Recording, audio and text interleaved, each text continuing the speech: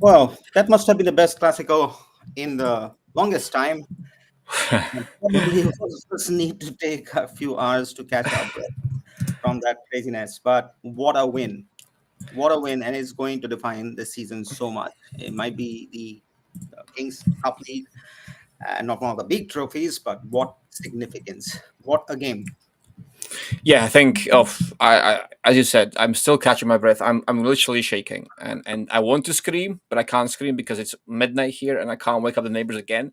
I've screamed too much tonight. I honestly have, and I do apologize again for my neighbors, to my girlfriend. But this was I couldn't even tweet. I couldn't It was tweet. I couldn't. insane. Yeah, physically I wasn't able to pick up my phone and do a tweet because I was shaking. I couldn't do it. And all I have to say is this team, man, It's insane. it's insane. The things that this team They is have doing. done. The They have done. Yeah, It's insane. yeah, It's insane. yeah. Yeah. I think tonight, guys, might be a less of a tactical objective culture. It might be more of a Shouldn't be. I know. Yeah, yeah. You're right. You're actually right, Dev. It shouldn't be because this is a night. See, I want to be. I want to just scream now, but I can't. I can't. It's too late here where I am, and I can't do that. So I'll have to be a bit more dozed and quiet. But you will, you will forgive me for that, guys. But I mean, man. I think it all started well, right? It all started really well, and I think we had a very mature performance. We had a performance that benefits a champion, the benefits a favorite because we were a favorite going Yeah. into the game. I think everyone knew that we are the better team.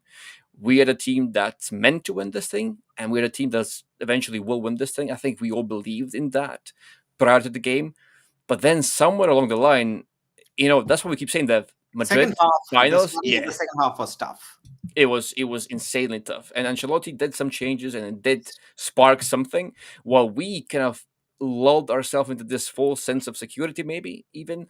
And then when you give Madrid, because Madrid can be awful, they can be Madrid are Madrid. You horrible. got to give Yeah. them, yeah, Madrid are And they are Madrid. Madrid, exactly. And they have enough quality to turn things around in a second, which they have done tonight. Props to them. But man, and we'll get to referees as well. I'm sure that people will start talking about referees because we can't not talk about referees because it was, It and to be, was, I know it was a bit of a shit show. I will we say, excuse and my we never French. talked about referees, but I think today we probably need to like talk about them for like 5 minutes. It is insane. Yeah, It is yeah, insane. Like it's not just even the penalties. It's the physical play. It's the fouls. It's the constant. Yeah, it's the fact that these kids were in the game for 120 minutes and did not give it up till the end. That's testament to itself. After what they have gone through in the whole game, it was incredible. yeah, absolutely. And I think Madrid did their job, and I think they wanted to turn this game into a battlefield. They have done Which they so. did. They did exactly. They've exactly done exactly that. And the referee. I mean, first of all, guys, before we go into the controversial decision, which there were many, I think the ref had an insanely difficult job tonight because yes, the pressure from Madrid, the TV and their propagandas and the narratives and their interviews and their actions is insane. And then to first of all referee a final and then referee a El Clasico final, I With would that much not on the line, it's exact. insane. I would not want to be in that referee's shoes ever. Ever. Imagine the pressure that you feel as a football player, as a fan, as a coach, and now add, that times, I don't know, 100. This was an insane game to referee. So I think we have to give him some sort of leeway there. But that said, some of those decisions were just Yeah, horrible. just yeah. I mean, I don't know like how. I mean, sure there is pressure. Sure there is. Yeah, yeah. But again, let's talk about. We'll come back to referees for sure, and obviously it made our lives incredibly different. But what Flick has achieved with this team, um, it has to be amongst one of the greatest things for Barcelona anywhere in its 100-year history. Like with this team, with these kids who probably still most of them aren't ready for full-time football or professional football, but what he has Mhm. achieved is incredible. It is insane. It is insane. I think this team, this Barca team, now that we have won this trophy, obviously the physical toll is insane. We saw these There players. will Yeah, be. Uh, We saw these players barely walking, not running. They were barely walking, barely breathing. They were leaning against their knees the whole extra time. Now, the mental um boost. boost, exactly, the mental boost this will give us, hopefully might make up for that. And I think this team, now that we have this, we have two trophies now under Flick. Now we have the Super Copa, now we have this, and now two more to go. And this is the defining week. I feel, and for this team, this young team, this team full of children, to do this to Real Madrid in a final, to overcome all the obstacles in a final, overcome the fatigue, overcome the schedules, overcome the black magic that Madrid have, overcome their remontada that they were trying to do on us, and then do a remontada of the remontada, and win this thing by 3-2. It's insane. I don't know how they've done it. And Fleck, he is a magician. I think this. I know. It's insane. I don't think we appreciate enough. I know He we, has done. yeah, I know. Every week we come here and we say Flick is amazing. This players are amazing, but nothing can really describe how amazing this season has been for us. And people keep saying we can't go trophies. It will be a failure of a season. No, it won't. But now we have the trophy as well. So insane. I don't know. I am a bit of a loss for words, I think. Yeah, we're all, and there are other people online who are also at a loss for word, but they're enjoying. So, the Meister, yes, I think there are hardly any Barca fan anywhere in the world who didn't scream and who didn't wake up somewhere. So, kudos to you for all of us. I mean, yeah, it's worth enjoying, and I'm sure Mhm, they understand. I think mhm. I'm sure Dom's family understands and Dom's neighbors understand. Oh, It I was know. Yeah. absolutely insane. And that kind of emotion, it's hard to not do that. And also again here from Isaac, yes, Isaac, what a win, comeback. The second half was really hard. Like I wasn't very confident in the second half because we were just off the game Mhm. until Ferran did that goal and Yeah. we had that comeback. But till then, we were hanging by a thread. A goal could have happened at any time, and it would have been deserved for Madrid at that time in the second Yeah. half because they played better. They definitely played better than Barca, and Ancelotti's subs or whatever he did were working. But the fact that they came back at 2-2, and after the 2-2, I think the subs from Flick with Araujo was flawless from the time he came on. So you got to give him credit out there. Hmm. I think Gavi was Yeah. I was actually better for that time than Kounde, so than Frankie. Thank you. So I think what he did was perfect, and they had fresh legs. Plus Eric coming on for Pedri. I think all three subs were timely in that sense. Hmm. It was almost like Flick had kept in mind that okay, this might go to 120. I'll Yeah. keep some fresh legs till the end because we never know, and probably that worked out or what have you, and that definitely helped even though the, the team was purely on their knees. So yeah, you can understand. Hmm. And yes, Hmm. it's 7 a.m. in Hong Kong. It's the same in Australia where I am. So yeah, I can understand. It's crazy. We've been up from the morning watching this game, but insane. Hmm. Hmm. How many thoughts? On what exactly? But yeah, the subs. I think, Subs. yeah, absolutely. Yeah, the subs changed the game for Madrid, and the sub changed the game back for Barca as well. I kept seeing tweets and comments online about subs being a bit too late. Now, taking into account what you just said, Dev, you have to play 120 minutes, so maybe holding off for subs is not a bad idea. However, Barca were a bit late to try and tame Madrid. I Yeah. think that was the reaction to their reaction was pretty late. So when we had to calm down the game and stabilize the game state and pull it back into our favor, we couldn't do that. We played into their game, we added fuel to the fire, we played this back and forth game, and Madrid have enough quality, But individual quality, to turn that into their favor. Even though we have enough quality of our own, they also have differential quality that just shines in those moments, and we couldn't, as a collective, we couldn't really dampen that momentum at all. I think that was our biggest fault. And then once you do get a bit tired and you can't really chase Mbappe or Vinicius or Rodrigo or Valverde and Bellingham. Now, I know there are so many different discussions online about Bellingham and Pedri and all that, but tonight I think Bellingham really kicked our butt. Bellingham really kicked our butt tonight. He was, so the only fresh players after 120 minutes were the subs and Bellingham probably. You know, he He's was physically, yeah, he's very good. he was still somehow going. He was supporting the build up. He was progressing with his runs. He was being press resistant. He was creating, and then he was somehow at the end of all of that still in the box to receive the passes himself. And he 120, did. like he just barely missed that header. He Mhm, connected that. Could have- exactly, and Yeah. he starts the play for Madrid in most cases very very deep. Himself progresses the ball, plays the second assist so called, and then he runs into the box and he receives that ball from whoever that was, a wide or whatever it is. So I think from that perspective, you have to give credit to players like that because he was, even after 120 minutes, he was still going and he was out muscling us, he was outrunning us, he was sometimes even just out, he was evading our pressure, he was evading our attempts to steal the ball from him. Even Pedri looked a bit phased and couldn't really, I think I would still say it was a bit of an off night for Pedri as well. Now it's a collective thing more than an individual thing because the support that he had in possession was not there. I don't think he was there out of possession. I know that it seemed in the first half we were very good at our press, but there were very easy avenues for Madrid to play through us. And again, this is what we've been coming to for the last couple of weeks. Playing through Barca is a very, very effective way of actually Yeah. slicing them open. Yeah. Because if you see many of these long balls over to Mbappe, yes, in the later stages of the game, of course, that would be the thing that you go to. But we were dealing with those things easier than when they sliced us open down the middle through us. Exactly. So I still think Inter is watching this thinking, okay, we will do the Because they same. did We'll the try. same thing. Celta did the same thing. Mhm. Madrid did the same thing. So Yeah. yeah, Inter is definitely watching. Inter is definitely watching. So that will be one thing. And again, guys, we've been saying the team is fatigued, and this will not help.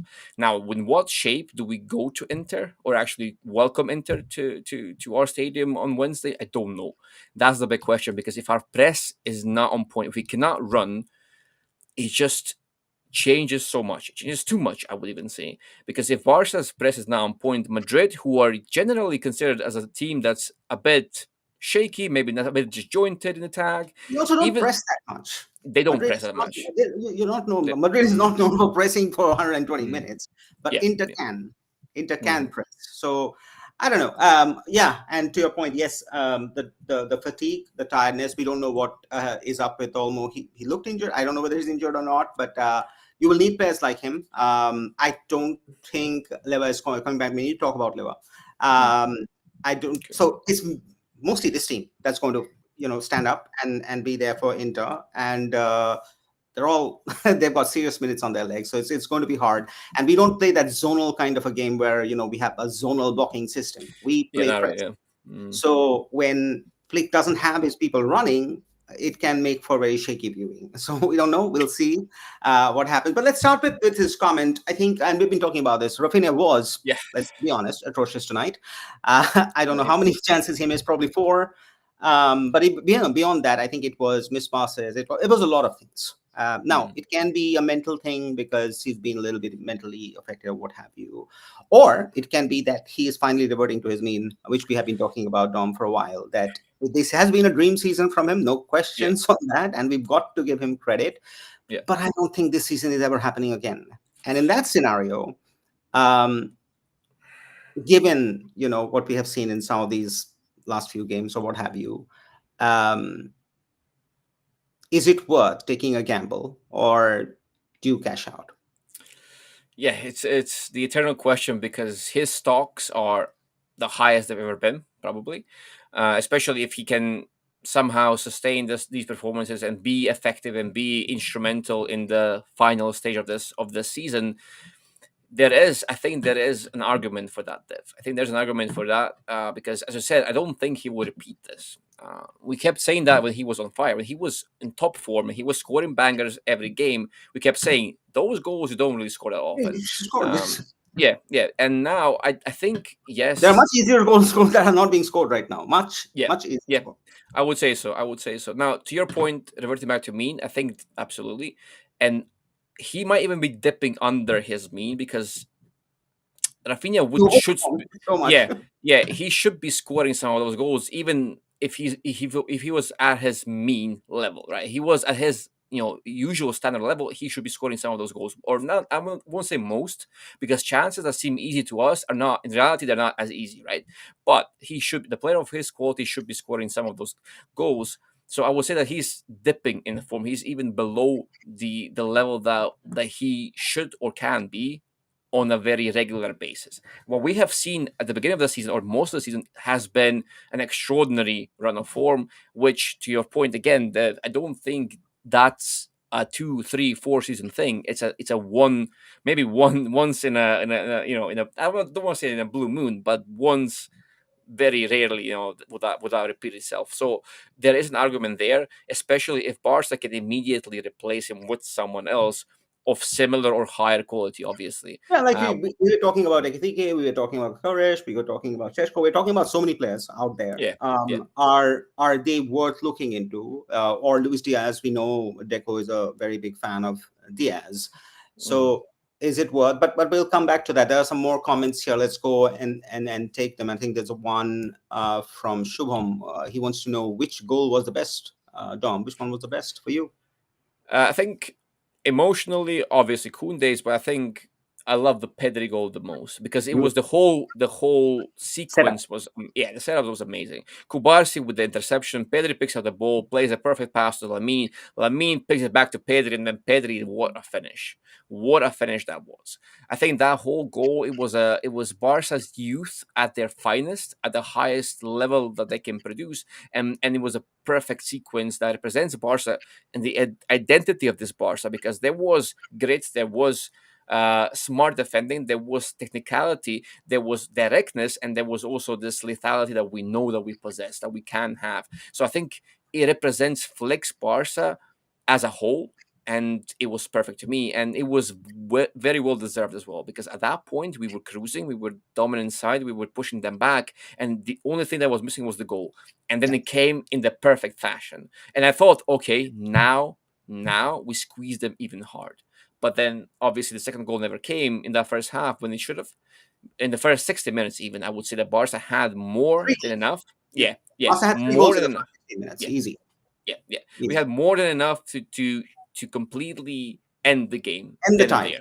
Yeah, And the time. exactly, But exactly. we So couldn't convert very simple chances. And that's why, I mean, that's why I've still not picked up the referee thing, because I think even keeping all that aside, we had enough chances to bury this game in normal time. mhm. And some of these chances came to the forward line, which has been excellent for us throughout the season.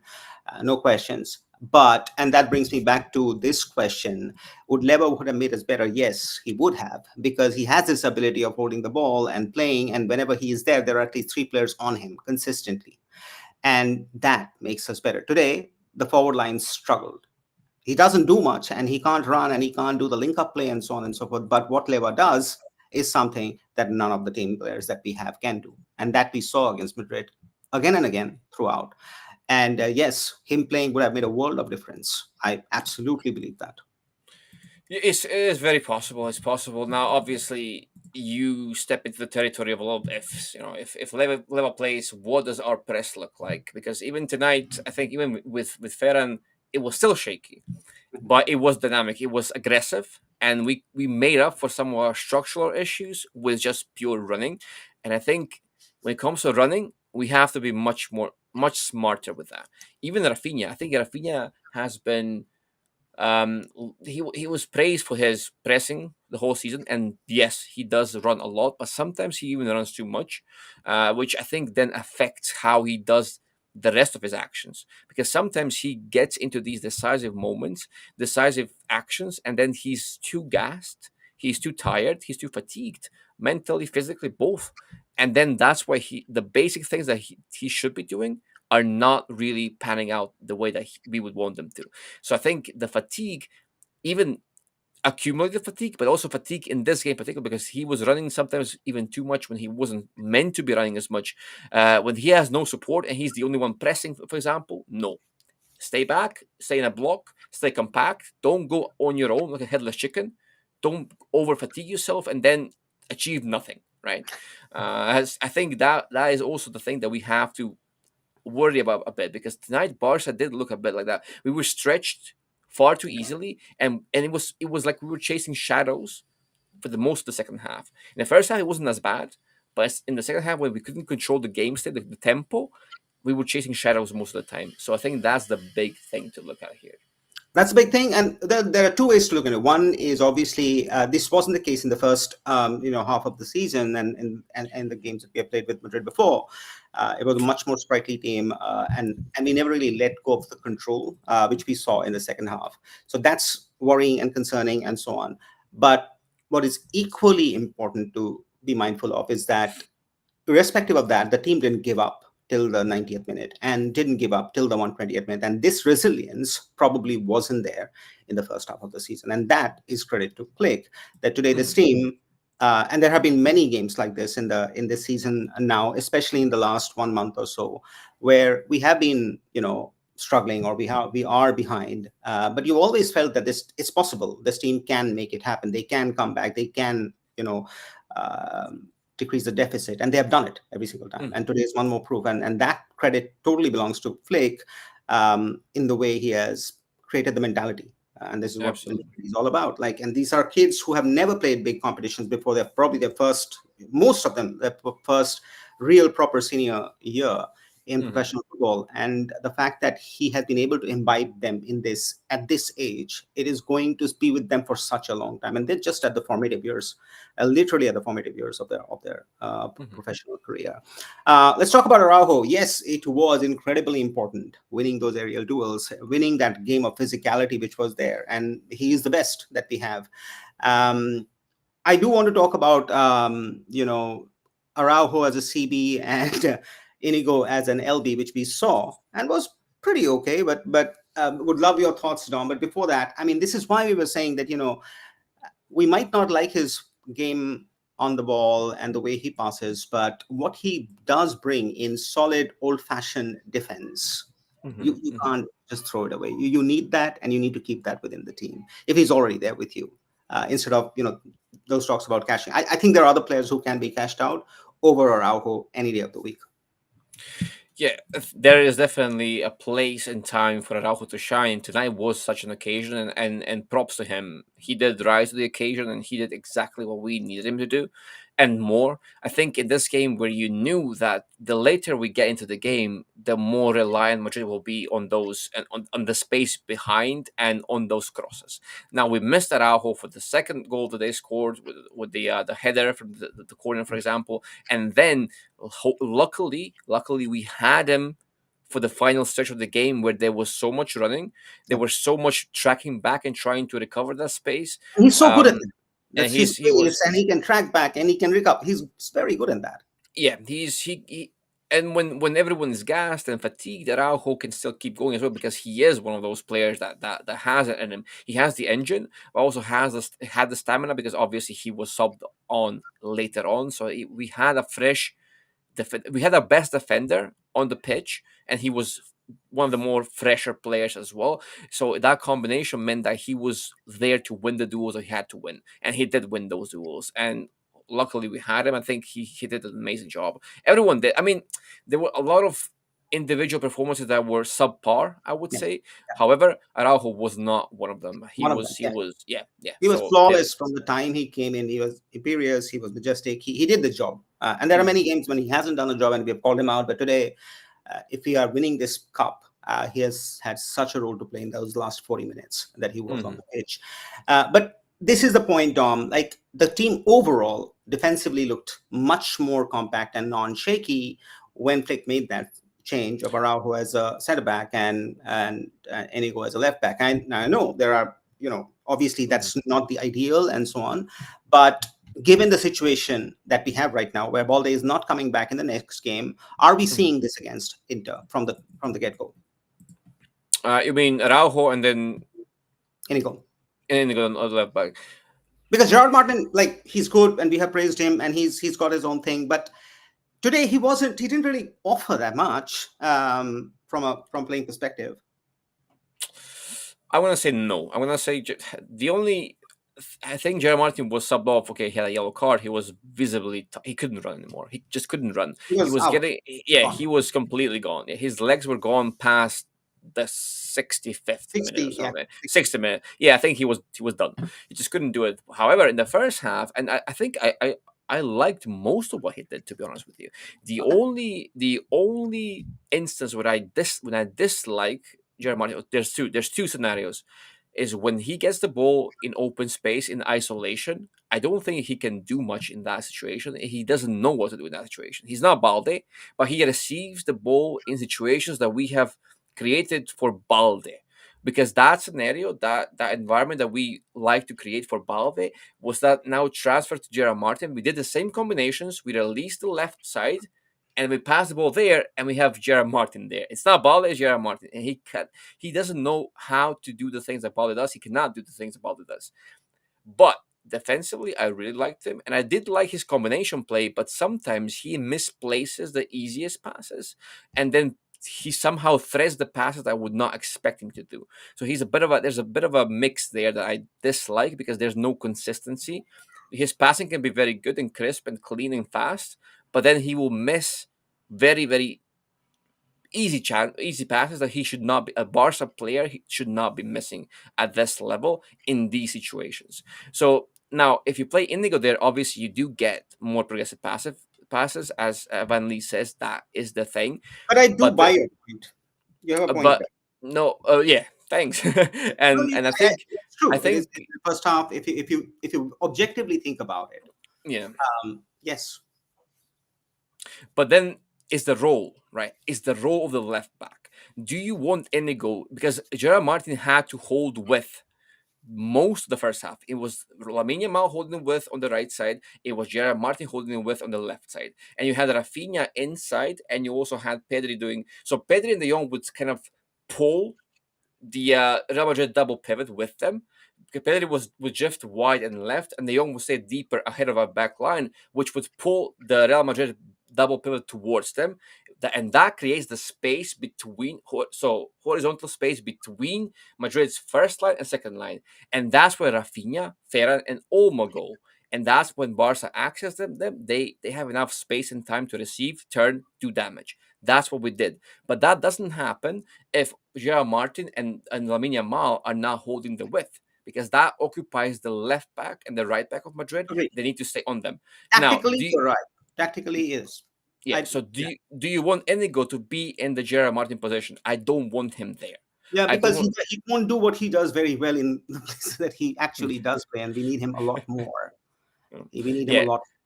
Yeah. and then he would have to do a lot of backtracking. He have to do a lot of running up and down the pitch. I don't like Inigo in that situation. Now, can he do a job on left back? Yes. We. Everyone's point, he can be a left back, but that changes the system. He cannot be a left back like Balde is or like Gerard Martin is. I don't think that he can be the same type of left back that Barca have, but he can be a left-sided center center back, for example. He could be a left-sided center back in a back three, for example, or a more tucked in, deeper left back that's not bombarding forward, that doesn't have to hold with. That's my point there. Well, yeah, and I think this whole Jermaine topic is very divisive. So we have very clear ideas about no, we don't want him Yep. or we want him. So that's Mm. it's one of those things. But um, and that's okay. Let's talk about Pedri. Looked tired, but he has become Yeah. such an incredible player. Yeah. Mhm. And if Barca keep on winning, is it very improbable that soon his name will be on that Ballon d'Or rankings and discussion that are happening right now? Mhm. I think there's definitely an argument there that Pedri, not only is he the best midfielder in the world, he is by far. There's no one, not Bellingham, not I don't No, think that there's anyone there that can actually not right chat to now. Pedri. Not at this No, moment. No. no one, no one. At this moment, there's no one. But there is also an actual argument to say, okay, Pedri is the best player in the world because he now not only does he control games, he decides games. He is someone who's instrumental, is crucial to everything Barca do: goal scoring, defending, creating, possession, tempo, everything. Pedri does everything. That's the simple truth. Pedri does everything. But it's also true that tonight, for all his brilliance, I think there were times where Pedri did look a bit off. He was dispossessed several times when in dangerous Outclassed. areas. Yeah, yeah, in dangerous areas. And I think it's a bit individual from Pedri, but it's also the system around him, there was just no platform for him to actually do what he does because we were so stretched, because we were chasing shadows. And that's what we keep saying. If you give Pedri a smaller space to defend, he's the best defender that not the best defender we have, but he's an incredible defender. But if you stretch Pedri too much and make him chase shadows across the whole pitch, obviously he's not going to be as good as he would be in a Same smaller as space. Busquets. Busquets was the Same, same. Like if you same. give him space, he's excellent. He'll kill Yeah, everything. But the moment you yeah. play a high line, and Busquets has, and we saw that in the later part of his career when he was chasing, and Mhm. we were on the counter all the time. Um, and we saw the same problem with Busquets, and a lot of us were saying it's time Busquets has to go. But this formation thing is so critical that if you give him the right kind of space, he Yeah. can be an incredible defender. Yeah, absolutely. It's all every. I mean, this is true for every footballer, guys. It's not just about Barca. There's not a single footballer on the planet. I guarantee you this that likes to or wants to defend big spaces. Everyone would prefer to defend big spaces, small spaces. Pardon me. So Pedri, Declan Rice. It doesn't matter which profile you are. You will always be more comfortable defending a smaller space. It's just easier to defend, no matter what your physical stature might be. Now, but this is more true about small space defenders like Pedri because they don't have the legs to do what a Rice does, for example, right? That's what I'm trying to tell you here. So as long as Barca can platform Pedri properly and not make him do what he has been doing for the majority of this game from second half onward, we are still good. We're gonna see Pedri do what he does best, and Pedri is best at most things. So that's the secret. That's the whole thing. The whole Right. shtick about this. Let's talk about Inigo, and then let's go into Yeah, the referees. Inigo, what a season, right? And we should absolutely. definitely give him a lot of credit. Single-handedly has probably galvanized our defense. Is a warrior in the true sense of the word. We have two Mhm. of them in Inigo and Araujo, I believe. That doesn't mean that Kubarsi wasn't great. Kubarsi was also great, but he brings Yeah, it that was. character onto the pitch. And what a season he has had. And like we all would owe him so much for all the success that the team is having this season. Yes, I think that is a fair statement. I think not many of us expected him to be where he is This, at the peak of his powers, even because he brings that something, right? And even at left back, he was really good. I can't deny. I don't like it tactically, structurally, but I think he did a good job there.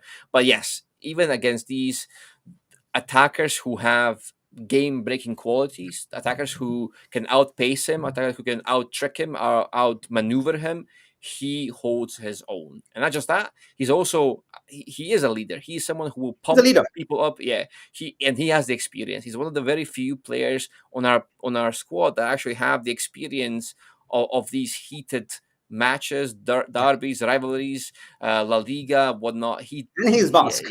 yeah. I know. Absolutely, and that adds a lot. Yeah, that's a good point because they do They don't know have how to lose. They just don't know exactly. how to lose. Yeah, then they just they don't never give up, and I think that seeps into the younger players. They see him fighting, they see how he's handling the pressure and how he's reacting to whatever is happening on the other side of the pitch. Even though there's provocation, there's black magic, there's a lot of difficulty and challenges.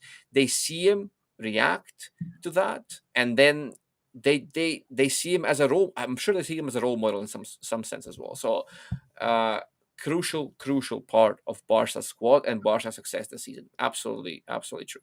And it's so nice for him. Like, I mean, Inigo Martinez has been, for those who watch La Liga for years, they have anybody will say he's been a great defender for Athletic before that, Real Sociedad, from his entire career. But Mhm. he never could get that limelight, that visibility. Not because he was not a good player, he was a great player, and he always made life difficult for Barca when we faced him in those years. But now, almost at the fag end of his career, if this season he goes on to win all these trophies, what an ending, right? It's a beautiful Yeah, story for him. It's a beautiful story that shines light on his talent, which unfortunately probably wouldn't be if he hadn't made that switch over to Barca. We were thinking about Inigo, I think from 2014. yeah, 2014, I first heard that Inigo is about to come to Barca, and then Valverde came, and then we thought that okay, Inigo has come to Barca, and then none of that happened, and then finally, a couple of seasons ago, like with Xavi, that's when it all went yeah. down. But what a story for his career. Yeah, he deserves this, and that's kind of the thing when when you want to be loyal to your club, to your academy, to your country, to your whatever it is, region. And sometimes these players that stay loyal to one club or refuse to go to greener pastures, so to speak, they have the talent, they have the ability, but sometimes they don't win what they deserve to win. And Indigo, I mean, he made a switch, and now he's actually reaping the benefits of being a great player in a great squad under a great coach. And rarely, very rarely in football do the stars align that way. That you have players of great quality, that you have a great environment, that you have great cohesion, dynamics, relationships on and off the pitch, and that you have a great coach who supports and platforms that properly. And this is happening at Barca this season because Barca are playing a type of football that can be considered very marginal in some cases. Dev, we've been talking about that because one mistake can lead to goals and so on and so forth. However, when you play as a collective, this will as a collective, when you believe when you do, and when you have these relationships on the pitch, those marginal calls, those marginal situations somehow tip in your favor more often than not. That's why keep saying in football, luck exists. Absolutely, luck is always a factor. However, the best teams know how to manufacture their own luck.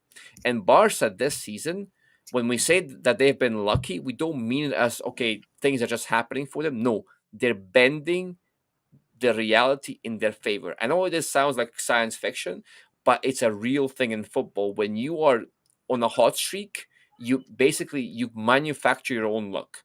Somehow the 50-50s go your way. Even though they're statistically 50-50s, they somehow go your way more often than not. And I think this Barca side is very good at chasing that and building and riding the momentum. And I think this can carry us to even greater heights, I would say. Hopefully it will, because we still have two more trophies to bag this season, and I fully believe we have what it takes to actually do that.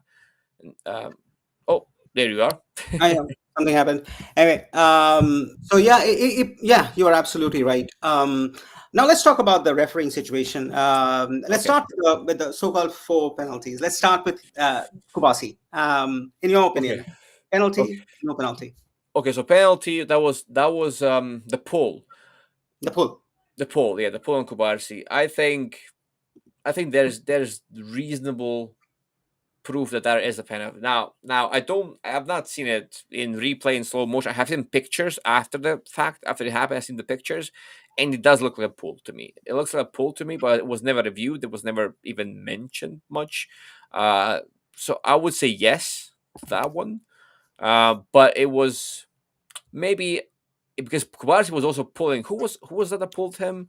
I don't remember who. Yeah. But he was also pulling the other guy as well. So there was mutual pulling there. But there is some ground for penalty there, I would say. What would you Okay, what would well, you that think? was number one. I'll go. I'll tell you mine, but I'll Oh, go with all four. Okay, Valverde falling on the ball with his hand on the ball. Was it a fall? Was it an unnatural situation? Could he have helped it? Was it a penalty? Was it not a penalty? I think that I'm not. I will have to check the rules. However, I think that's not a penalty because when you slide into a tackle, your supporting arm. So that was his supporting arm. The putting arm, yeah. Supporting arm, and if the ball touches your supporting arm in a sliding tackle, I don't think that gets called as a penalty. I might be wrong here. Again, I'm not a referee, and I don't know. I'm not really that familiar with the rules as they are. However, I think that is the case, and I would say no there because there was no way for him to slide and then somehow move his arm or put his arm somewhere else because he needs the arm there for support. So I'm leaning towards no to that one. All right. The next one is Ferran and Rudiger. Fair and yes, I think that is a penalty. It's a very slight contact, but it's contact. It moves his leg. It unbalances him. So I think that's the clearest one of the four. Yes, that's a yes for me. And the final one, Rafinha. No, no penalty. That's a dive. That's a great dive, but it's a dive. There's no But okay, contact. so I would agree with you on that. I think the absolute obvious one was Farhan, for sure. And I think I'm not so very clear on the rules of the game or what have you, right? So depending on how you interpret generally in the box, if the ball hits your hand, it's just in many cases it's given, many cases it's not given. You can Yeah. debate all day whether it was right or wrong or what the rule is. So that possibly had a chance, but to the first one, I think, yeah, they were both pulling each other. And one spool was a little bit more stronger, which was captured on video. So that's basically what happened. So I think, but at least even then, one penalty I think was pretty much there in the Oh, at box. least, yeah. But beyond that, I think this is not just the penalty. I think it's just, I think I think Madrid should have got at least 10 yellow cards before they got the first one. To be really honest, I mean, it's not just a penalty; it's the entire officiating from that perspective. Oh yes, absolutely. I think he allowed Madrid to walk all over us. There were several challenges that had to be not just yellow cards. They had to be reviewed even for reds. I think Like Chomini's tackle on Olmo, I think that yeah. was like, Oh, that could have been. I think that could have been a red. And then Vasquez had a clear start on Rafinha. No, no, not Rafinha. Yeah, it was Rafinha actually early in the game. Not even a yellow card. He went studs up on Rafinha's Achilles, and that you have to call that at least give him a yellow. That can be a red right there, but not even a foul. I mean, what is happening? That is insane, and I understand you can't see the ref can't see everything, but that's why we have the VAR. That's why we have the slow mos and all the cameras and nice fancy 4K cameras that La Liga usually have. So I oh, you're think right, absolutely. I yeah, mean, I think Olmo was targeted for sure, and yeah, but okay, you want to play a final, you'll be targeted. yeah, That's okay. That's understandable. That will happen. yeah, But I think when there's a foul of that kind, you've got to at least take the right action. I don't think, maybe it was pressure, maybe it was something else. Nobody wanted the discussion to be on, sending off or on giving yeah, penalties, where yeah, the controversy is 10x. So I think that somehow, yeah, I would. The rest of the game was okay. I think he officiated all right for the rest of the stuff, but wherever there was this option of a potential sending off, too many cards, or a penalty, he played it ultra safe. And in finals like this, that can be the difference between winning and losing. yeah, yeah. I think well, yeah, he did a good job, especially when you consider the pressure and all that we talked about earlier. But yeah, there were so many calls that could have gone should have gone our way, and the ref's job in this situation is to somehow calm down the game and stamp his authority as well. And I thought at some points the game was kind of getting away from him a little bit too Yeah. much. The occasion got him. Obviously, the occasion was massive, as we said. I don't want to be in his No, shoes nobody ever. wants. Yeah, so I don't know which it's referee will be in the league game with Madrid, which is going to happen in some time. But yeah, that's also going to be so discussed after this, because obviously, however you look into it, there is going to be ramification or fallout. I yeah, don't see Ancelotti surviving this season, to be entirely honest with you. So that's going yeah, to. probably not. I mean, probably he's not going to, No, not at Madrid. I mean, who would have thought that with this team, when Mbappe came, I know you guys were all there, and you were like, okay, this is the end of it. Like, this is for years of Madrid domination, and this is it. Like, we are done and dusted. We can just chill, and yeah, they've got it for the next 5 years. Nobody thought this, right? So obviously, after that level, that kind of investment, that kind of PR and hype and so on, this is by all means not a great season for no, Real, and it's worse because of the situation Barca were in, and because Madrid had actually navigated COVID very well. They had done the right things, that they had got rid of the right players, they had done the transition much better mm, than Barca. So credit to Florentino Perez and his team out there. And then when they actually brought in Mbappe, they had done everything from a club perspective to really make it a winning, yeah, yeah, team combination for years to come. And the fact that they have imploded, like literally imploded this season so badly, I think it's going to be Carlo who takes the hit on this and goes. Then there'll be questions on who comes in or what have you. But irrespective of that, I think there will be more discussions around Madrid and Ancelotti in the next game that we have. So it'll be, yeah, this is this and is it this is should not be. over yet. And it should be because Ancelotti is there, but he's not really there. Okay, Yeah. yeah, he made good subs tonight. obviously he did somehow change the game, but even I could have subbed on Mbappe. I mean, I would have done the same thing. Who wouldn't, right? So I don't think he's doing enough to actually platform these players. You have a bunch of individual players Arda who have, Güler, Hendrik, yeah, all of them. I think they have yeah, played way too less. Like look at like Barca and the amount of time they've given the case. Now you can mm, argue that we didn't have any option, but sometimes mhm. maybe that's the way. Yeah, I know, and quality wise, they have game breaking individual quality. That team has insane players. I mean, we don't like Vinicius very much for his personality, but He's great. He's a great player. he's an amazing player. Bellingham, Mbappe. I mean, Courtois is such a difference maker for them as well, because without them, this Madrid team is even in deeper trouble than they are at the moment. I think, and it does go from the coach, because the coach needs to platform those players. Because look at Flick, and I don't want to I don't Yeah, want to I don't want to drag Xavi back into this, but look at the difference. This team is the same team Xavi had, but look at the difference this season and last season. And the coach makes the difference. Not always. It's not always the coach, because when we look from outside in, we assume that the coach has a lot more power and a lot more influence than he actually does. But these things matter. At the highest level, they will matter, because platforming and creating the environment for the players, especially when you have such special players, is crucial. Just create an environment in which their attributes shine the most and mask their flaws as much as possible for you as a coach.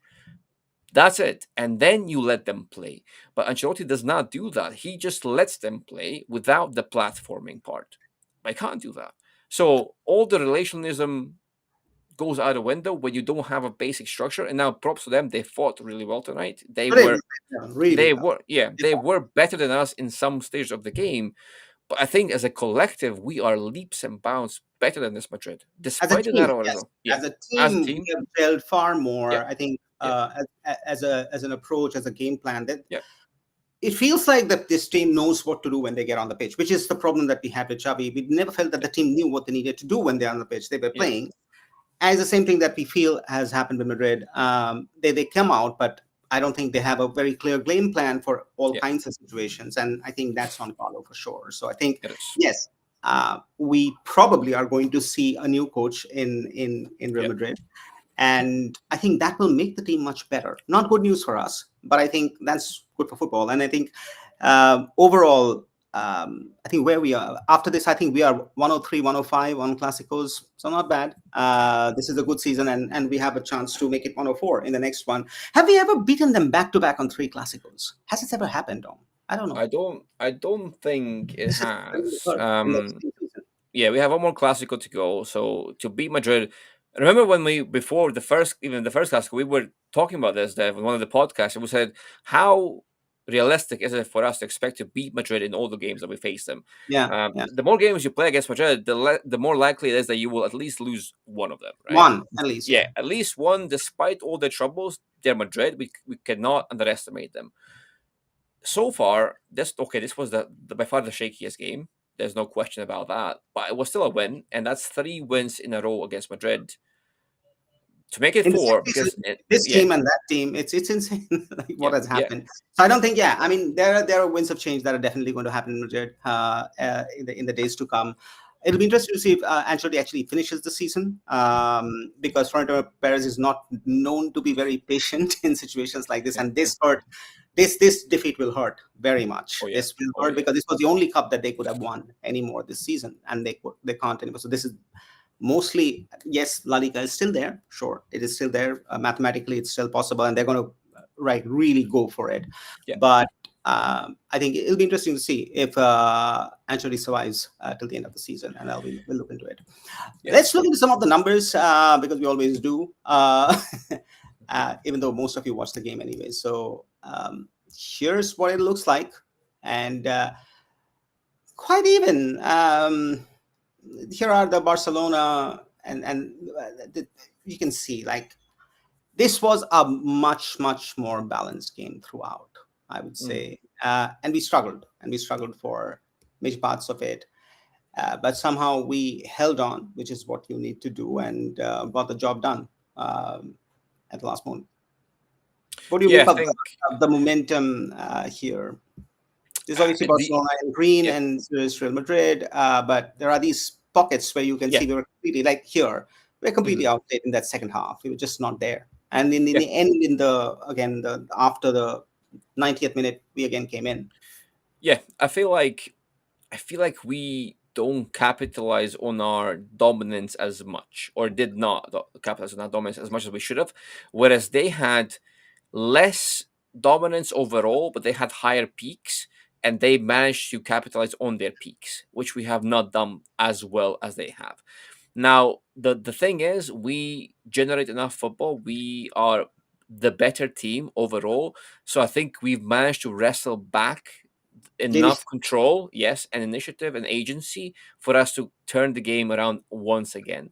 However, that's still still we could have and should have buried this game in the first 60 minutes of the match. And this is what our dominance was, building, and it was maintained. Our dominance was maintained. They were dipping in and out. They had higher peaks, but we were maintaining our dominance and just couldn't create much or take much out of it. That is our main thing at the moment. We still scored 3 goals, so all of this might be redundant, but yes, I still think that we should be capitalizing on our peaks more than we currently are.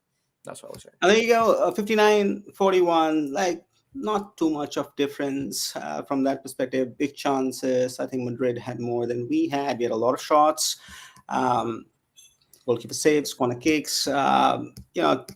Not really too much to make out of it. Thoughts on Kounde? Because his stats is always like he's been called out as a man of the match, I think, from SofaScore. So thoughts on Kounde? He was obviously very good in defense, and I think the whole game rest helped a lot. But Hmm. any additional things? Obviously, he scored a goal, so that obviously makes the cake.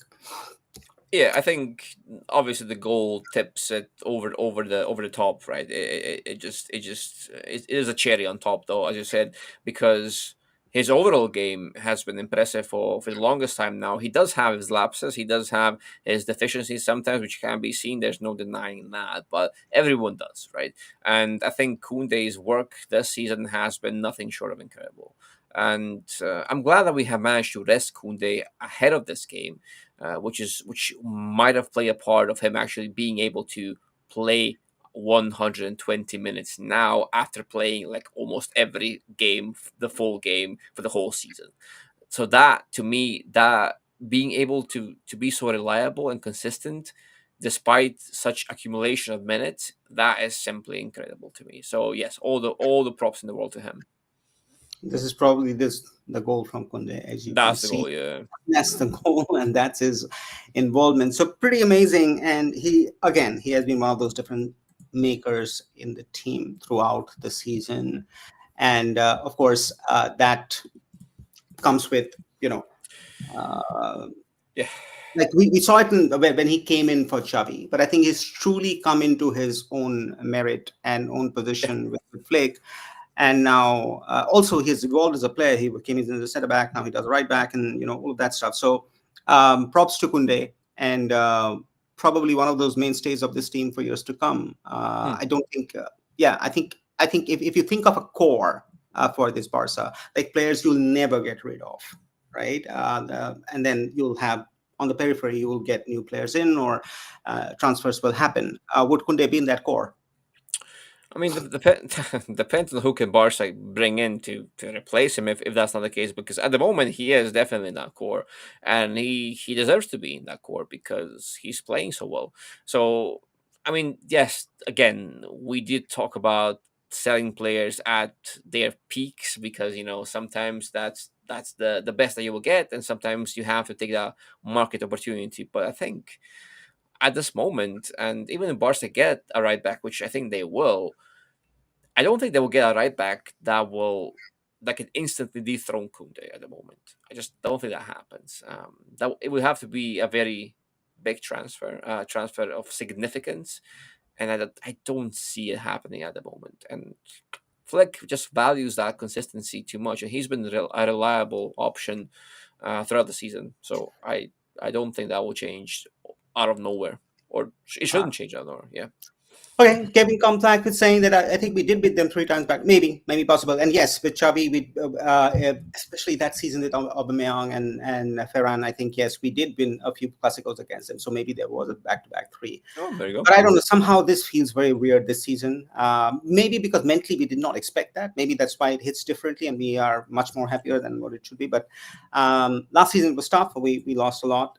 This season probably we're making it up. But I don't think anybody in this fan base expected that to happen when they announced that the team would be Bellingham, Rodrigo, Vinicius, and Mbappe, and we were like, that's it, like kind of like this is it, Madrid's time for the next 5 years. But thanks to Flick, that's not happening. Let's go into what it means for the next game before we wrap it up. This is the big one. This is the one that we are thinking about. So, and I would agree that yes, I would probably start Araujo. We talked about it in the last game as well, because Inter have such tall. They're all, I think, 6'5". The entire team, like literally everybody is like 6 foot and above, and they're very imposing. And yes, they play on set pieces for sure. Yeah. So you will need somebody who is a bit on that side to take Hmm. care of it. So I would agree with that, but that does take into question lots of questions. One, do you Yeah. then sacrifice a Kubarsi? Let's assume. Do you then move, to this left back thing that we talk about? And if that happens, is Inigo Martinez doing justice to what he does best? Um, and so on. So there are so many questions. Dom, what are your thoughts? Um, I don't think Araujo will start. I don't think he will start. Not the first game. Second game, maybe. Away from home, maybe he starts. The first game, when Barca will be all about asserting their dominance and and having almost all the agency in the world in that game, I think Fleck will want Inigo and Kubarsi. Now, if we do move Inigo at left back, then yes, obviously there is scope to Your play all chance. three. Yeah, there's a chance to play all three. I just don't think it will happen unless Gerard Martin is so fatigued and cannot really sustain this run of games, which is also possible. It's possible. It is possible because he did look gassed and he does not have, maybe he doesn't have the engine to actually do this run of games, which is fair enough to him because he's not an actual starter anyway. He's just there because Bob is not there. And he's been good. I think even if Gerard Martin plays, I have confidence in him. If he can, as long as he can run and he's okay with the tempo of the game, I think he can do a good job. But I still believe it will be Kubarsi and Inigo. And then second leg, if Inter prove to be a handful from set pieces and we need Araujo's recovery pace, I'm sure Flick will react in time, or in a timely manner. But I don't think he starts. I don't think he does. Because Barca will want all the agency in possession, and for that they will need Inigo and Kubarsi. I think that's it. But I think Inter will also play through us. I mean, and we talked about that. I think with Mhm. Çalhanoğlu and Dumfries and everything, I think Inter is going to do the same thing. They're going to play through us. It's not just going to be the second ball and the long ball, while they can use it because they have long, like Yeah. big, powerful strikers and tall strikers. So they're going to, I think, try both. Now, we saw how much struggle we had in the second half, and Madrid did it very well. And they have physical players as well. What is the best antidote for this, Dom, as we go into that first leg of that semifinal? Because Counter. I'm pretty sure they're going to use Mhm. that and run from the deep Co- to break the trap. it will always be the same thing. It will be counter pressing because if Barca get into a position where they have to outmuscle their strikers or they have to win the second and the first balls, you've already Inter already have a slight advantage because of the things that you have mentioned. But Barca, what they need to do, they need to counter press in a smaller space. When they press high and when they force turnovers, it has to happen in a small space before the ball is delivered or before the ball leaves the distributor's foot. That's when it has to happen.